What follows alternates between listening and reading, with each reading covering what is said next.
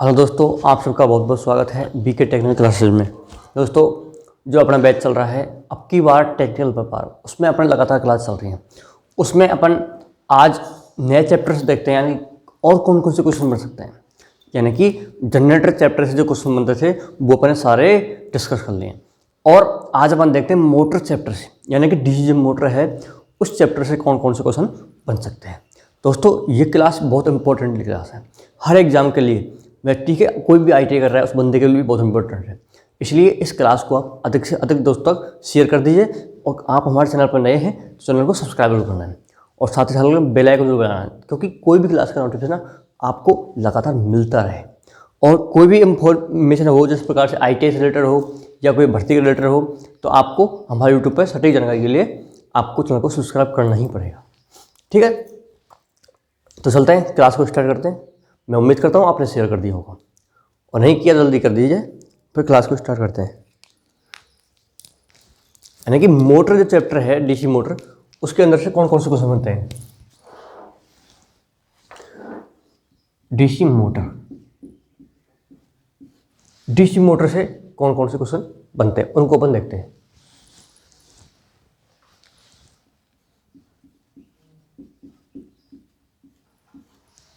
जो DC motor से जो क्वेश्चन बन रहे हैं उनको अपन क्या करें देखते हैं। ठीक है, तो डीसी मोटर से क्वेश्चन कौन कौन से बन सकते हैं। सबसे पहला तो ये क्वेश्चन बन सकता है, क्वेश्चन मोटर किसे कहते हैं। सबसे पहला यही क्वेश्चन बनता है कि मोटर किसे कहते हैं। तो मोटर कहते हैं दोस्तों, एक मिनट, मोटर किसे कहते हैं। तो अपन मोटर किसे कहते हैं इसके अंदर देखते हैं। मोटर किसे कहते हैं, एक होता है जनरेटर किसे कहते हैं। यानी कि मोटर होता है जिस प्रकार की ये कोई मोटर है, ये क्या है, कोई मोटर है। तो इसमें हम क्या करते हैं, विद्युत ऊर्जा देते हैं। और क्या होता है, यहां पर टर्मिनल बॉक्स होता है। क्या होता है, टर्मिनल बॉक्स। और हम विद्युत ऊर्जा इसके लिए देते हैं। कौन सी ऊर्जा, विद्युत ऊर्जा। और ये अपन को शाफ्ट लगी होती है। शाफ्ट क्या लगी होती है, शाफ्ट। और ये अपन को क्या देती है, यांत्रिक ऊर्जा देती है। दोस्तों, इस शाफ्ट के साथ में कोई भी पुली या कोई भी बेल्ट लगी होती है और कोई भी दूसरी मशीन है वो आपको क्या करती है, जो घूमती है। यानी कि आपने इसको विद्युत ऊर्जा दी, सप्लाई दी यहाँ से टर्मिनल बॉक्स से, और ये क्या करती है, विद्युत ऊर्जा को क्या करती है, विद्युत ऊर्जा को यांत्रिक। अब यांत्रिक कौन है दोस्तों, मैकेनिकल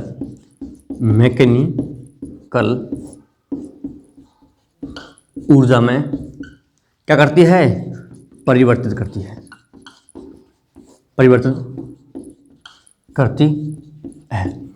उसे हम क्या कहते हैं, मोटर कहते हैं। यानी कि मोटर क्या है, मोटर है जो विद्युत ऊर्जा को मैकेनिकल ऊर्जा में परिवर्तित करती है, उसे हम कहते हैं मोटर। यानी कि मोटर क्या है, जो विद्युत ऊर्जा दे रहे हैं और शाफ्ट को अपन क्या मिल रही है, यांत्रिक ऊर्जा मिल रही है। इसके शाफ्ट पर कोई भी फैन बेल्ट के साथ में या पुली के साथ में आपने देखा होगा, कोई भी मतलब आपने देखा चक्की लगी होती है, और कुट्टी कुटने में मशीन आती है वो भी लगी होती है। यानी कि इस पर आप कोई भी दूसरी मोटर जोड़ सकते हैं और आपको क्या मिलेगी, यांत्रिक ऊर्जा मिलेगी। यानी कि इसकी शाफ्ट से भी क्या होती है, क्या जनरेटर जोड़ देते हैं। क्या जोड़ देते हैं, जनरेटर।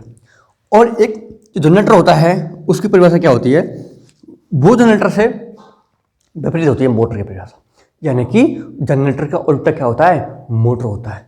जनरेटर क्या करता है, जो यांत्रिक ऊर्जा को, कौन सी ऊर्जा को, यांत्रिक ऊर्जा को कौन सी ऊर्जा में बदलता है, विद्युत ऊर्जा में। क्योंकि आपको जो विद्युत ऊर्जा मिलती है वो क्या मिलती है, ये सॉफ्टवेयर से जो यांत्रिक ऊर्जा मिल रही है वो आउटपुट मिल रही है। किसमें, आउटपुट में। जबकि विद्युत ऊर्जा किसमें दे रहे हैं आप, इनपुट में। किसमें, इनपुट में।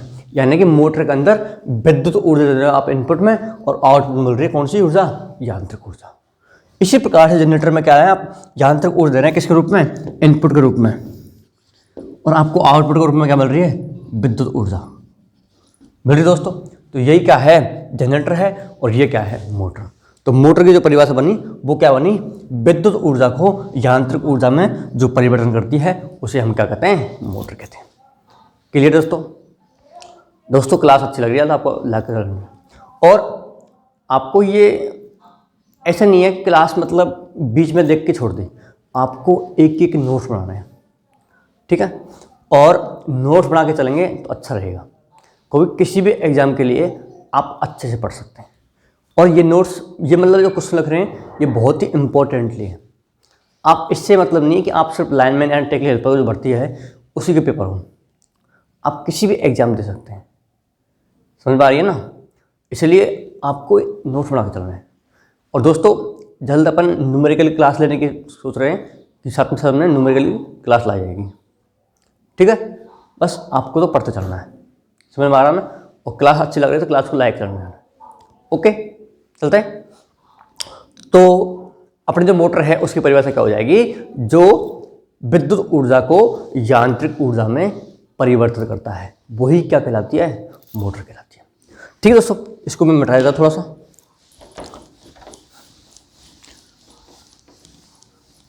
अब नेक्स्ट जो क्वेश्चन बनता है वो क्या बनता है? मोटर हमारी दो प्रकार होती है, दो प्रकार की होती है। यानी कि मोटर कितने प्रकार की होती है? मोटर होती है हमारी दो प्रकार की। कौन कौन सी? पहली होती है एसी मोटर और दूसरी होती है डीसी मोटर। यानी कि पहली कौन सी मोटर होती है? एसी मोटर, और दूसरी होती है डीसी मोटर। अब दोस्तों दोनों की परिभाषा देखते हैं अपन। यानी कि एसी मोटर क्या होती है? जो एसी विद्युत ऊर्जा को, एसी विद्युत ऊर्जा को यांत्रिक ऊर्जा में क्या करती है? परिवर्तित करती है। यानी कि जो एसी विद्युत ऊर्जा दे रहे हैं हम इनपुट के रूप में, और यांत्रिक ऊर्जा में क्या कर रही है? परिवर्तित करती है। यानी कि अगर आप इनपुट में एसी दे रहे हैं तो वो हो जाएगी एसी मोटर, अगर आप इनपुट में डीसी दे रहे हैं तो वो हो जाएगी कौन सी मोटर? DC motor. वे दोनों जो आउटपुट में देगी वो तो यांत्रिक ऊर्जा देगी, लेकिन आप इनपुट में कौन सी सप्लाई दे रहे हैं वही मोटर कहलाएगी। मोटर वो दोस्तों बहुत प्रकार की होती हैं। एसी में काफ़ी प्रकार की मोटर होती हैं और डीसी में काफ़ी प्रकार की मोटर होती हैं। जिस प्रकार डीसी में होती है सीरीज मोटर है, शंट मोटर है, कंपाउंड मोटर है। इसी प्रकार से एसी के अंदर भी सिंगल फेज होती है, सिंगल फेज में 3 फेज मोटर होती है। इसी प्रकार से देखो, यानी कि जो एसी मोटर है वो किसे कहते हैं? जो एसी विद्युत ऊर्जा को यांत्रिक ऊर्जा में करती है? परिवर्तित करती है। उसी प्रकार से जो डीसी विद्युत ऊर्जा को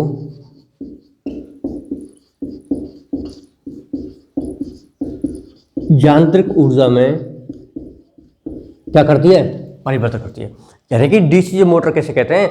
जो डीसी विद्युत ऊर्जा को किस में परिवर्तन करती है? यांत्रिक ऊर्जा में। यानी कि जो डीसी विद्युत ऊर्जा को किस में परिवर्तन कर रही है? यांत्रिक ऊर्जा में परिवर्तित कर रही है, वही कहलाएगी डीसी मोटर।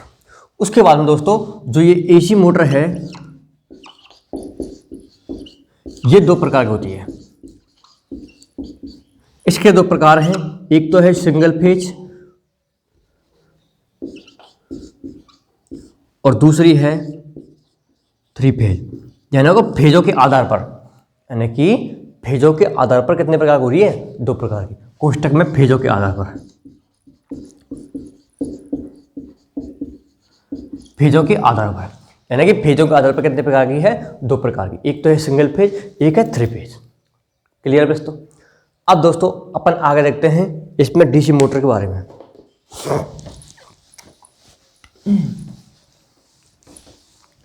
अब क्वेश्चन ये बनता है डीसी मोटर किस सिद्धांत पर काम करती है?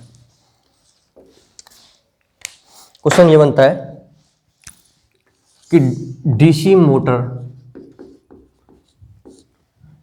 किस सिद्धांत पर काम करती है? डीसी मोटर किस सिद्धांत पर काम करती है? दोस्तों इसका जो राइट आंसर होगा वो होगा फैराडे का विद्युत चुंबकीय खिंचाव सिद्धांत। खिंचाव सिद्धांत। यानी कि दोस्तों ये जो काम करती है ये करती है फैराडे के विद्युत चुंबकीय खिंचाव के सिद्धांत पर। अब ये खिंचाव सिद्धांत क्या होता है दोस्तों, अपन इसका डायग्राम बनाते हैं थोड़ा सा, उससे क्लियर होगा सारा।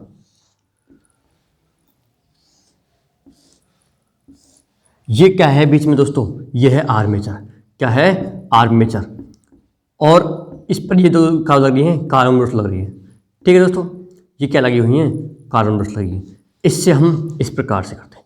उसके बाद में इसमें क्या की हुई है, पोलर के ऊपर बैंडिंग की हुई है। कौन सी बैंडिंग की है, ये है फील्ड बैंडिंग। कौन सी बैंडिंग, कौन सी बैंडिंग दोस्तों, फील्ड बैंडिंग, जो किस पर की जाती है, पोलों पर की जाती है। कर दी बैंडिंग दोस्तों। अब दोस्तों इनकी हम सप्लाई देते हैं तो इस प्रकार देते हैं, ये जोड़ दिया,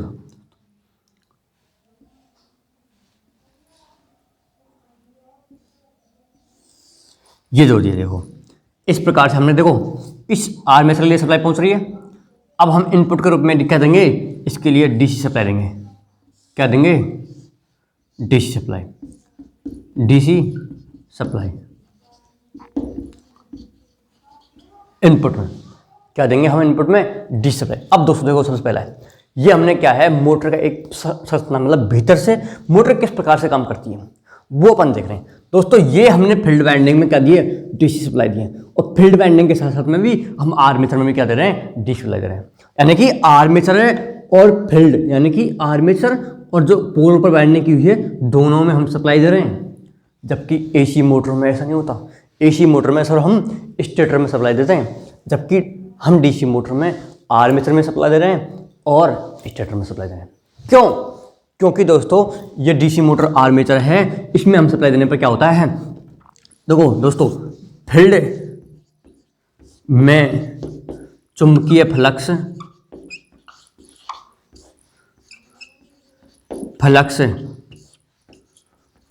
उत्पन्न होता है। दोस्तों फील्ड वाइंडिंग में हम डीसी सप्लाई देने पर फील्ड वाइंडिंग में क्या हो रहा है, चुंबकीय फ्लक्स उत्पन्न हो रहा है। और हम आर्मेचर में सप्लाई दे रहे हैं तो आर्मेचर में भी अलग से चुंबकीय फ्लक्स उत्पन्न हो रहा है। आर्मेचर में भी अलग से क्या हो रहा है, चुंबकीय फ्लक्स। यानी कि आर्मेचर के अंदर भी अलग से चुंबकीय फ्लक्स बन रहा है। देखो फील्ड में भी चुंबकीय फ्लक्स बन रहा है और आर्मेचर में भी चुंबकीय फ्लक्स बढ़ रहा है। यानी कि दोनों का चुंबकीय फ्लक्स क्या करेगा, आपस में प्रतिक्रिया, क्या करेगा, प्रतिक्रिया। और दोनों आपस में क्या करेंगे, प्रतिक्रिया करेंगे। अब दोस्तों ये जो आर्मेचर का चुंबकीय फ्लक्स है, ये तो एंटी क्लॉकवाइज घूमने की कोशिश करता है, जबकि फील्ड का जो चुंबकीय फ्लक्स है वो किसे, क्लॉकवाइज दिशा में घूमने की कोशिश करता है। और दोस्तों जो फील्ड का फ्लक्स है ये क्या होता है, मजबूत होता है। और आर्मेचर का फ्लक्स है ये क्या होता है, हल्का होता है।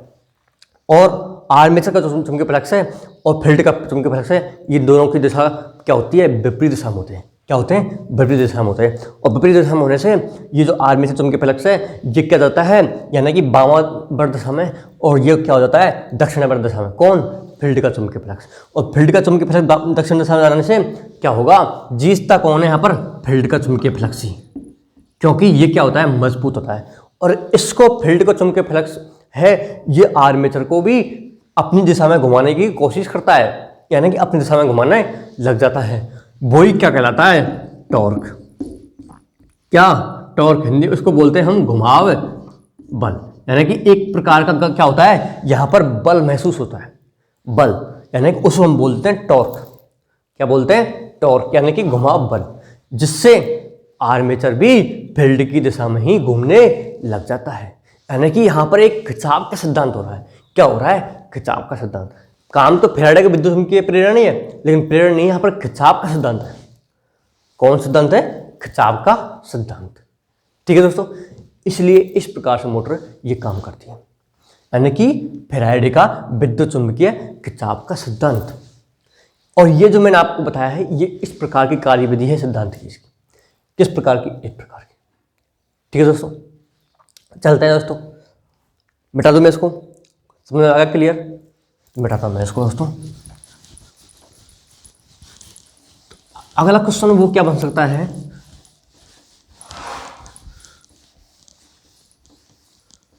अगला क्वेश्चन समझते हैं दोस्तों। क्वेश्चन है डीसी मोटर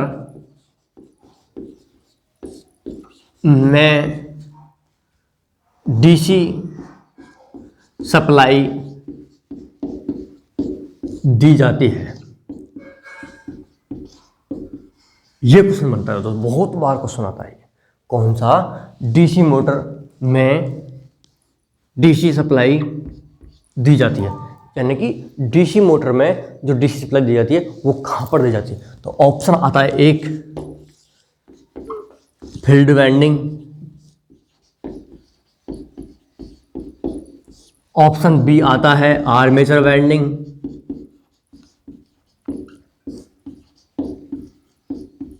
ऑप्शन सी आता है दोस्तों ए व बी दोनों, और ऑप्शन डी आता है दोस्तों कोई नहीं।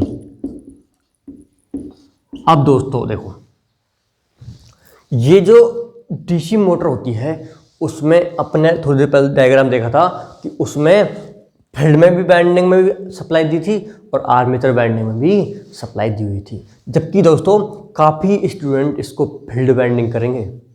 क्या करेंगे? फील्ड वाइंडिंग, यानी कि आर्मेचर के अंदर सप्लाई नहीं दी जाती, इस प्रकार से दोस्तों सोचते हैं। लेकिन दोस्तों अपन थोड़ी देर पहले डायग्राम देखा था, यानी कि उसमें आर्मेचर में सप्लाई दी गई थी और किसमें? फील्ड में सप्लाई दी गई थी, यानी कि फील्ड में भी सप्लाई दी गई थी और आर्मेचर वाइंडिंग में भी सप्लाई दी गई थी। तो इसका जो राइट आंसर होगा वो दोस्तों वो क्या होगा? सी, यानी कि दोनों, यानी कि आर्मेचर में सप्लाई दी जाती है और फील्ड में, दोनों में सप्लाई दी जाती है। जब भी तो प्रतिक्रिया होती है दोनों के बीच में, और जब भी क्या होता है? एक टॉर्क उत्पन्न होता है, यानी कि घुमाव बल उत्पन्न होता है। इसलिए इसका जो राइट आंसर होगा दोस्तों वो क्या होगा? सी, यानी कि दोनों के अंदर सप्लाई दी जाती है। एक तो अपना फील्ड वाइंडिंग के अंदर और एक दी जाती है आर्मेचर के अंदर। क्लियर दोस्तों? सब कुछ समझ में आ गया ना दोस्तों? इस प्रकार का क्वेश्चन बनता है दोस्तों।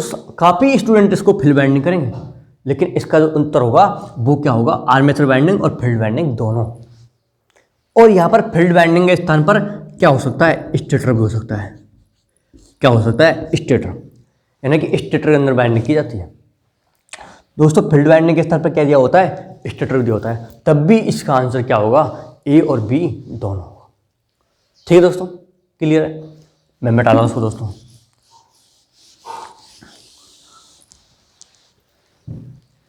दोस्तों ये जो अपन ने सिद्धांत था, मोटर किसे कहते हैं, मोटर किस प्रकार की, यानी कि ये अपन क्वेश्चन यहाँ से बन सकते हैं। इतने क्वेश्चन बनते ही सारे अपन ने यहाँ पर डिस्कस कर लिए। उसके बाद में दोस्तों इससे जो क्वेश्चन बनते हैं कि इसके घुमाव की दिशा किस प्रकार चेंज कर सकते हैं, यानी कि किस किस में सप्लाई चेंज करके हम घुमाव दिशा चेंज कर सकते हैं। ये क्वेश्चन, जो भी क्वेश्चन हैं, इनको हम कल नेक्स्ट क्लास में देखेंगे। और ये जो आपको क्वेश्चन मिले हैं दोस्तों, ये सारे ही इंपॉर्टेंटली, सारे ही क्या है? इंपॉर्टेंटली, यानी स्टार्टिंग का जो चैप्टर है मोटर के, यहाँ से क्वेश्चन बनते हैं दोस्तों। जो मैंने करीबन आपको 5-6 क्वेश्चन बताए हैं, यहाँ से क्या बनते हैं? ये क्वेश्चन बनते हैं। और आपको क्लास अच्छी लगी होगी, आपको क्लास को लाइक करना है, ठीक है? और आपको इस क्लास को अधिक से अधिक दोस्तों तक शेयर भी करना है। ठीक है दोस्तों, ओके बाय।